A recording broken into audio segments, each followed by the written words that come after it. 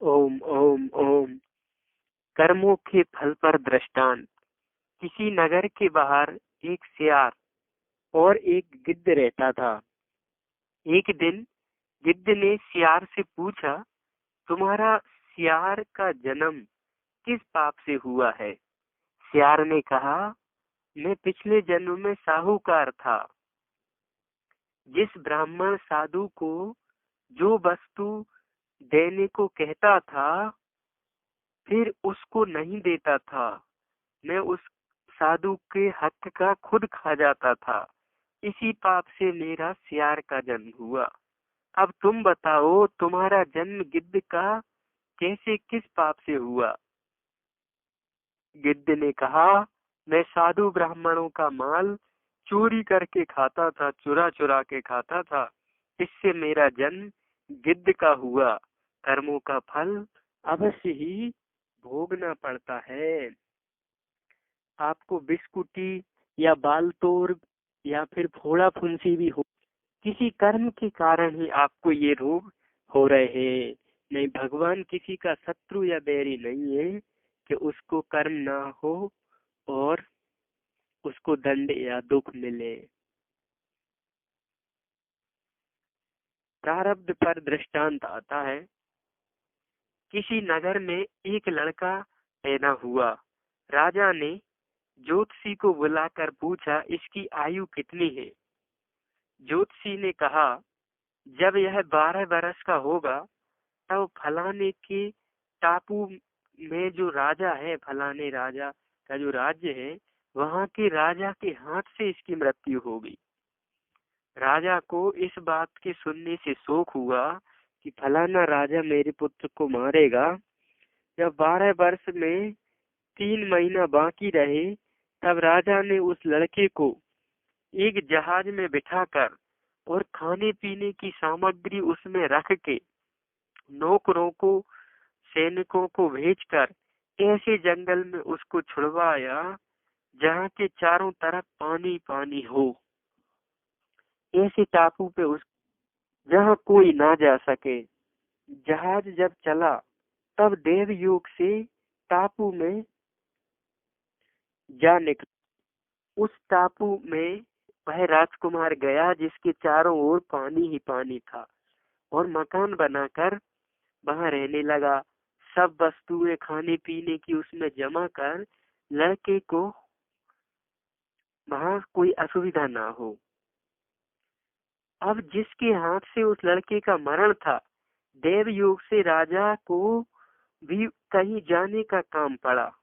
वो वह जहाज में बैठकर उसी नदी, उसी समुद्र टाइप की वहीं से निकला। रास्ते में ऐसा तूफान आया कि राजा का जहाज फट गया और राजा को जान बचाने के लिए सब जो है ना मुश्किल पड़ गई। राजा एक तख्ते पे बैठ गया और बहते बहते उसी टापू पे जा पहुंचा जहां वह लड़का रहता था। राजा किनारे लगकर उसमें घूमने लगा तो वह लड़का दिखाई पड़ा। दोनों की मुलाकात हुई। लड़के को वहां देखकर राजा प्रसन्न हुए और कहा कि क्या कारण है जो इस निर्जन टापू में आप रहते हैं?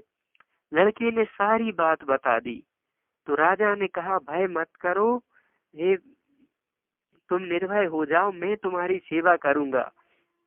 राजा वहां रहने लगा और लड़के और राजा में बड़ा प्रेम, बड़ी प्रसन्नता से व्यवहार होने लगा।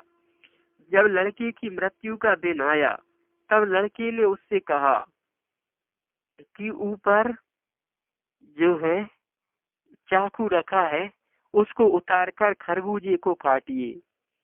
नीचे लड़का सो रहा था, ऊपर उसके वो हथियार रखा था जिससे खरबूजा काटना था। राजा जब चाकू को उतारने लगा तो उसके हाथ से वो हथियार छूट गया और जहां लड़का लेटा था उसके पेट पे आके गिरा, और गिरते ही वह गुप गया और अ, उसका वो लगने से उसका मृत्यु राजा के लड़के की हो गई। जहाज में कहीं से उस रास्ते से आ निकला। उस पर बैठकर राजा अपने देश चला गया और वो लड़का आखिर में मर ही गया उसी टापू में। भाव ये है कि जो किसी जैसी जिसकी वो है वह चलती मुश्किल से है, वैसा ही होता है जैसा आपके प्रारब्ध में आ गया है। कोई कोई उसको बदल सकता है, अन्यथा लोग उसी के शिकार होते हैं। जो कर्म उन्होंने किए हैं उनका फल उनको भरना ही पड़ता है। अवश्यमेव भोक्तव्यम कृतम कर्म शुभाशुभम जन्म कोटि सतेरपि। प्रारब्ध पे एक और दृष्टांत आता है। जब अच्छे दिन आते हैं तब उल्टा किया हुआ भी सीधा हो जाता है, और जब बुरे दिन आते हैं तब सीधा किया हुआ भी उल्टा हो जाता है। ऐसा प्रारब्ध भी मनुष्य का होता है। एक रामाधार नाम का एक सीधा साधा ब्राह्मण था। एक दिन राजा के दरबार में गया। राजा ने उससे पूछा, हमारी मुट्ठी में क्या है, मुट्ठी में क्या है? तब उसने कहा, सारे जहान का हाल। आपकी मुट्ठी में तो सारे जहान का राज छुपा हुआ है, और हम क्या बताएं। राजा ने इसका अर्थ लगाया, पंडित कहते हैं तुम्हारी मुट्ठी में सब जहान है, उसका हाल हम क्या जानते हैं। राजा पंडित की इज्जत करने लगा। दरबार के लोग पंडित जी से ईर्ष्या करने लगे। पंडित जी को भोला भाला जानकर एक दिन राज दरबार वालों ने सिखाया कि राजा सिंहासन पर आकर बैठे तब तुम राजा के सिर से मुकुट को उतार लेना। उसने कहा, अच्छा ठीक है। ज्यों ही राजा आकर सिंहासन पर बैठ गए तो उसने राजा के सिर से मुकुट उतार लिया। उस ब्राह्मण का ऐसा करने पर राजा ने देखा कि सांप का बच्चा उस मुकुट में बैठा था। राजा ने जब ये देखा तो वह पंडित जी को इनाम देने लगा और पंडित जी का आभार धन्यवाद माना कि इसने सांप के बच्चे से मेरे को बचा लिया। जहरीला सांप का बच्चा उसमें बैठा था। फिर दरबार के लोगों ने उस ब्राह्मण को सिखाया, आज तुम राजा को दरबार के बाहर बुलाकर राजा के सिर पर हाथ फेरना। ज्यों ही राजा दरबार में आकर बैठे त्यों ही पंडित बाहर खड़े होकर राजा को बुलाया, और ज्यों ही राजा पंडित के पास गया त्यों ही दरबार वाला एक पिलर गिर पड़ा और उसमें दो चार आदमी दब के मर गए और राजा बच गया। पंडित के बुलाने ना बुलाता तो राजा भी दब जाता। राजा ने प्रसन्न होकर पंडित जी को जागीर दे दी कि पंडित जी तो बहुत जानकार है, इन्होंने तो हमें बचा लिया। जब ऐसी ऐसी तरकीबों से दरबार के लोग पंडित की हानि ना कर सके तब राजा को सिखाया कि पंडित जी बड़े शिकारी है और सिद्ध भी है, इनको शिकार में अपने साथ लेकर चलना चाहिए। दूसरे दिन राजा जब शिकार को निकले तब पंडित से भी चलने को कहा। पंडित जी भी घोड़े पर बैठकर चल पड़े। जंगल में जब सिंह सामने आ गया तब सब लोग इधर उधर भाग गए और पंडित जी डर के मारे एक वृक्ष पर चढ़ गए। उसी वृक्ष के नीचे वह सिंह खड़ा होकर घुर्राने लगा। देव योग से पंडित जी के हाथ में एक भाला था। पंडित जी कांपने लगे और पेड़ पर लटकते रहे और कांपते रहे। तब वह जो भाला था वह नीचे सटक गया और सिंह के मुख में आके पड़ा। उस भाला से सिंह का गला कट गया और सिंह तुरंत मर गया। सिंह को मरा देख राजा पंडित जी की और इज्जत करने लगे। तात्पर्य यह है कि जब अच्छे दिन आते हैं तब उल्टा किया हुआ भी सीधा हो जाता है, और जब बुरे दिन आते हैं तब सीधा किया हुआ भी उल्टा होने लगता है। सारांश यह है कि कर्मों का फल अवश्य ही भोगना पड़ता है। चाहे करोड़ों जन्म बीत जाएं, पर हमने जो कर्म करे हैं ये कर्मों का फल तो हमें भोगना ही पड़ेगा। इसमें कोई दो राय नहीं है। प्रारब्ध पे दृष्टांत आता है कि जिसको लोक परलोक के सुधार का साधन मिल जाता है, मैं आज करूंगा कल करूंगा ऐसा करते करते अनमोल समय खो देता है। किसी नगर में एक पुरुष बड़ा निर्धन रहता था। देव योग से महात्मा उस नगर से जा निकले। उस निर्धन को देखकर महात्मा को उस पर दया आई। महात्मा ने एक पारस पत्थर निकालकर उसको दिया और कहा 6 महीना तुम इसको रख लो और इसके साथ जिस चीज सोने का जैसे लोहे का स्पर्श करवाओगे लोहा सोना हो जाएगा और तुम जितना चाहे अपने धन कमा लो, गरीबी मिटा लो। 6 महीने के बाद हम आकर आपसे अपना पारस ले लेंगे। ऐसा कहकर महात्मा जी कहीं चले गए और पारस को लेकर उसने अपने घर में रख छोड़ा। और दूसरे दिन वह पुरुष जो गरीब था वह बाजार में गया और लोहा खरीदने के लिए उसने पूछा तो पता चला अभी अभी लोहे का भाव तेज हो गया है। उसने कहा कुछ दिन बाद सस्ता हो जाएगा तो फिर खरीद लेंगे। जब 2 4 6 दिन बाद फिर लोहा खरीदने को गया तो पता चला लोहा और महंगा हो गया। तब उसने कहा कि और कुछ दिन बाद सस्ता हो जाएगा तब खरीद लेंगे। इस प्रकार कहते कहते सोचते विचारते करते 6 महीने बीत गए और वह साधु फिर आ गए और उनसे पारस मांगा। तब उसने पारस दे दिया। महात्मा ने कहा तुमने कुछ सोना बनाया? उसने सब हाल कह सुनाया कि लोहे की महंगी होने के कारण अब सस्ता होता है, अब सस्ता होता है। इस उम्मीद पर ही मैं रहा और मेरे समय बीत गया, मैं पारस से लाभ नहीं ले पाया। महात्मा ने कहा तुम्हारे घर में कुछ लोहा है क्या? उसने कहा घर में एक सुई है। बोले लाओ। सुई लाया तो महात्मा ने उसको पारस से छुआया और वह सुई भी सोना हो गई। तब महात्मा ने कहा अरे मूर्ख, अगर रुपया तोला भर भी सोना हो जाता तब भी तुमको 1 के 20 हो जाते, परंतु बिना भाग्य में किसी को कुछ नहीं मिलता। यह दृष्टांत है। दृष्टांत में किसी को महात्मा से परलोक के सुधार का साधन मिल जाता है संत महापुरुषों से कि इससे लोग परलोक सुधर जाएंगे, तब भी वह आज करूंगा कल करूंगा देखूंगा करके और समय बिता देता है और काल आकर उसका ग्रास कर लेता है और व्यक्ति संत रूपी पारस से लाभ नहीं ले पाता है।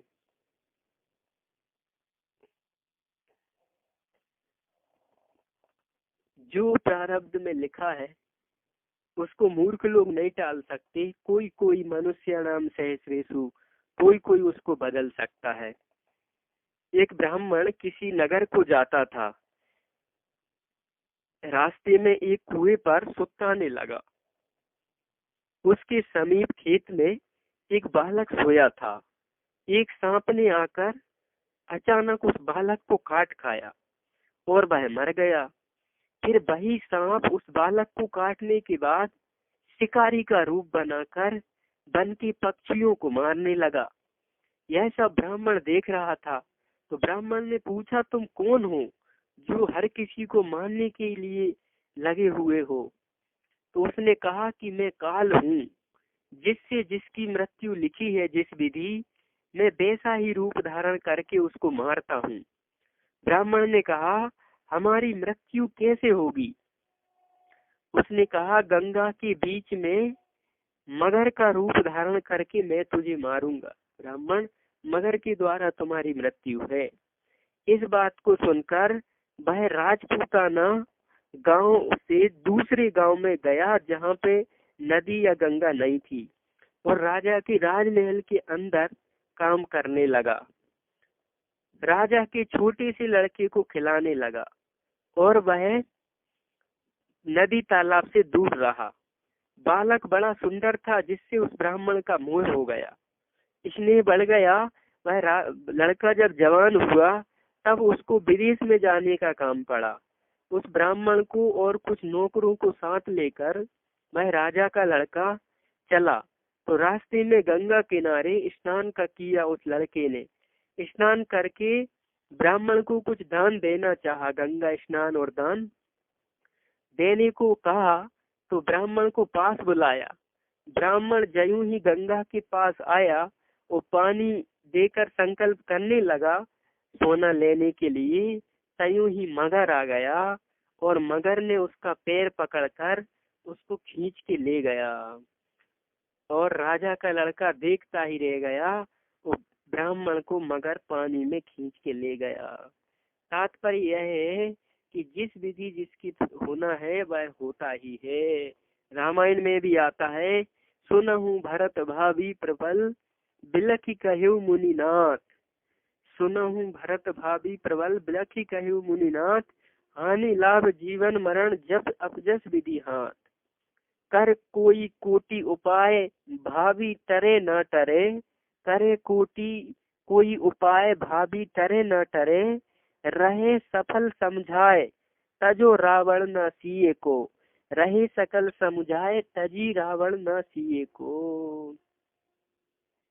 निश्चय भावी को कहूँ प्रतिकार जो होए, निश्चय भावी को कहूँ प्रतिकार जो होए, तो नल से हरिश्चंद पे, तो नल से हरिश्चंद पे विपत्ति न पड़ती कोई, विपत्ति न पड़ती कोई। असयम भा विभावानाम, असयम भा विभावानाम प्रतिकारो सदा भवेत्, प्रतिकारो सदा भवेत्, तदा दुःखेन लिप्येरन्न, तदा दुःखेन लिप्येरन्न राम युधिष्ठिरा, राम युधिष्ठिरा। अवश्य भावी का यदि प्रतिकार होता तब नल राजा और राम जी तथा युधिष्ठिर कदापि दुख को प्राप्त न होते। इसी तरह अनेक भावी के अवश्य ही होनहार होते हैं, वे टलते नहीं है। प्रारब्ध पे और दृष्टांत आता है। किसी राजा की एक महात्मा पर खूब श्रद्धा आस्था थी। राजा ने उन महात्मा को अपने ही महल में रहने के लिए कुटिया दे दी। महात्मा जी राजा के घर में रहने लगे। कुछ समय के बाद राजा के लड़के की शादी हुई और राजा की साथ में बेटा बहू रहने लगे। वहीं ये महाराज रहते थे। जब बहू लड़का रहने लगे तो एक दिन रात्रि को वह लड़की पति के पास थी और लैंप जल रहा था। तो अर्धरात्रि को जब लड़की की नींद खुली तो उसने देखा तलवारें लटक रही थी राजकुमार के कमरे में। तो लड़की ने रात में तलवार को उतार कर देखा और म्यान में से ज्यों ही तलवार निकालने लगी देखने के लिए, त्यों ही वह अद्भुत तलवार उसके हाथ से सटक गई और उसकी धार से लड़के की गर्दन कट गई। और गर्दन कटी तो वह चिल्लाई तो घर के लोग राजा रानी सब नौकर आ पहुंचे। तब उनने पूछा कि किसने इसका गला काटा। तब उसने कहा कि तपस्वी के रूप में जो तुम्हारे घर में साधु रहता है इसने इनकी हत्या की। और ज्यों ही मैं चिल्लाई सो वह भाग गया और वहां पर कोई तपस्वी रूप वाले नहीं थे, बस महात्मा जी पकड़े गए, जबकि महात्मा जी को कुछ पता ही नहीं।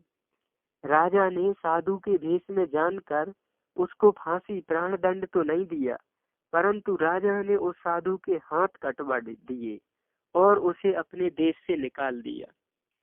जब वह साधु घूमते घूमते काशी में जा पहुंचे तो वहां पर एक बड़े भारी ज्योतिषी के पास जाकर उसके ने हाथ कट जाने का हाल कहा और पूछा, इस जन्म में मैंने ऐसा कोई भी अपराध नहीं किया कि मेरे हाथ कटे, मैंने किसी को नहीं काटा, नहीं सताया ऐसा, तो मेरे साथ ऐसा क्यों हुआ। उन ज्योतिषी जी ने स्त्री को देखा और वह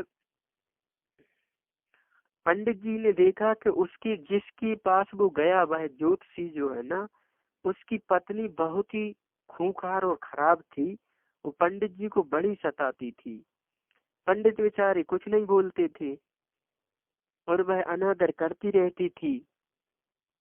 तो पंडित जी से पूछा क्या कारण है। उस साधु ने पूछा कि तुम इतने विद्वान हो और इस जन्म में आपको यह स्त्री कैसी कर्मों की सजा मिली और मुझे ऐसी क्या सजा मिली कि मेरे हाथ कट गए। तो पंडित जी ने कहा मैं पूर्व जन्म में कौआ था और यह गधी थी, गधी। इसकी पीठ पर घाव था। मैं अपनी चोंच से नित्य ही इसको टोकरे मारता था। एक दिन ज्यों ही मैं इसकी पीठ पे ठोकरे मारता था। इसी कर्म के कारण यह आज मुझे रोज अपमानित करती है, दंश मारती है अपमान का। और जो है ना, आप जो है ना, ब्राह्मण के घर में मेरा जन्म हुआ, उसमें मेरे कोई पुण्य कर्म थे, परंतु इस कर्म का फल मेरे को भोगना पड़ रहा है कि यह मेरी रानी बन के मुझे रोज तंग करती है, क्योंकि मैं कौआ बन के इसको तंग किया था। कर्म का फल अवश्य भोगना पड़ता है, भले ही ब्राह्मण और ज्योतिषी हो गया तो क्या, मेरे पिछले कर्म थे वो मैं भोग रहा हूँ। बोले पंडित जी कि तुम एक वन में तप करते थे, बड़े तपस्वी थे। एक दिन एक गाय तुम्हारे आगे से निकली, पीछे कसाई था। उसने तुमसे कहा यहाँ से गैया गई है। कहाँ गई? तो तुमने हाथ से इशारा किया कि गैया इस साइड को गई है, और कसाई ने जाकर उस गैया को मारा। किसी पूर्व जन्म के पुण्य से वह गैया राजा की लड़की हुई और वह कसाई राजा का लड़का हुआ। दोनों का विवाह हुआ और रात्रि को वह लड़की उस लड़के की तलवार को देखने लगी। उससे के हाथ से छूटकर ही वह तलवार से उसका गला कट गया और उसने तुम्हारी ओर इशारा किया। तो तुम्हारे उस पाप से, तुमने जो गैया को कटने की ओर इशारा किया था, उस पाप से तुम्हारा गला